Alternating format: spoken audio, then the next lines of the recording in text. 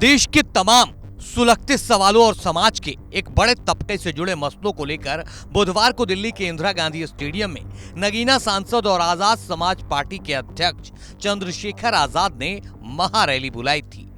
ये उसी महारैली की तस्वीरें हैं। देखिए, पूरा स्टेडियम नीले रंग से रंगा नजर आ रहा है। इतने लोग पहुंचे हैं कि स्टेडियम के किसी भी हिस्से में पैर रखने की जगह नहीं। चंद्रशेखर आजाद के एक बुलावे पर ऐसा लगता है देश भर से भीम आर्मी और आजाद समाज पार्टी के कार्यकर्ता हुजूम के हुजूम दिल्ली पहुंच गए थे। मंच पर पार्टी के तमाम पदाधिकारियों के साथ चंद्रशेखर मौजूद थे। दिल्ली के इसी मंच से चंद्रशेखर ऐसा गरजे कि आवाज दिल्ली पर राज करने वालों के कानों तक भी जरूर पहुंची होगी। आरक्षण को समाप्त करवाने के लिए एडी चोटी के जोर लगा दिए और इसका सबसे बड़ा हमला इस पे कब हुआ, जब 10% EWS लागू हुआ। मुझे माफी चाहते हुए कहना है कि हमारे दलों ने भी हाथ उठा के जो हमारे पूर्व के दल थे उनका समर्थन किया, जबकि वो आरक्षण पे सबसे बड़ा हमला था। अगर उसी दिन हम लोगों ने सड़कों पर निकल के अपनी आवाज को उठाया होता तो किसी की मां ने दूध नहीं पिलाया होता कि वो दोबारा आरक्षण पे हमला करने के बारे में सोच लेता। आजाद समाज पार्टी की इसी महारैली की सफलता से गदगद हुए नगीना सांसद चंद्रशेखर ने अब अपनी आगे की योजना सोशल साइट एक्स पर अपने ऑफिशियल एक्स हैंडल से शेयर की है।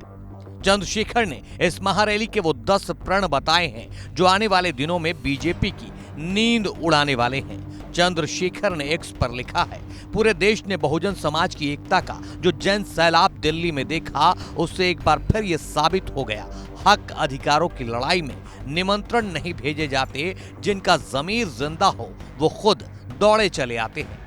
चंद्रशेखर अपने इसी पोस्ट में वो 10 प्रण भी गिनाते हुए आगे लिखते हैं, देश के हुक्मरानों की नाक के नीचे देश की राजधानी में आजाद समाज पार्टी और भीम आर्मी के साथ लाखों बहुजन योद्धाओं ने बहुजन एकता की इस जंग में सिपाही की तरह अपनी जिम्मेदारी को महसूस करते हुए प्रण लिया कि पहला, जाति जनगणना के साथ ही आर्थिक जनगणना के लिए व्यापक आंदोलन चलाए जाएंगे, जिससे पता चल सके देश के संसाधनों पर कौन कब्जा जमाए बैठा है।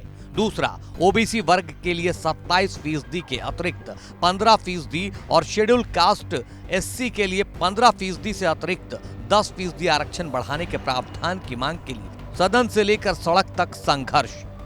तीसरा, SC/ST में क्रीमी लेयर ढूंढने के नापाक मंसूबों को तो किसी कीमत पर कामयाब होने ही नहीं देंगे, साथ ही ओबीसी के जबरन क्रीमी लेयर के खिलाफ लड़ाई लड़ेंगे।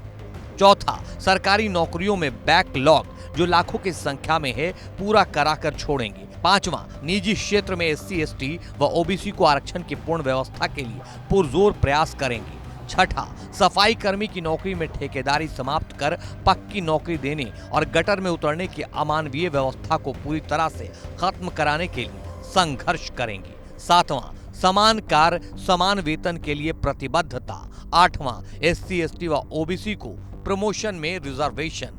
नौवां, 2 अप्रैल 2018 के सभी मुकदमे वापस होने तक संघर्ष। और 10वां, पुरानी पेंशन बहाल की जाए।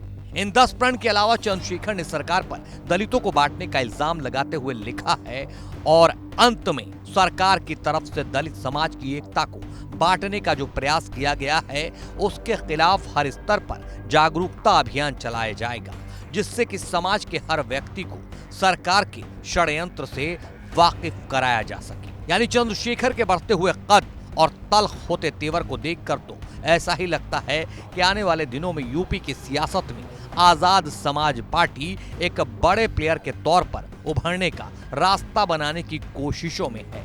2027 के विधानसभा चुनाव की लगता है चंद्रशेखर ने अभी से तैयारी शुरू कर दी है।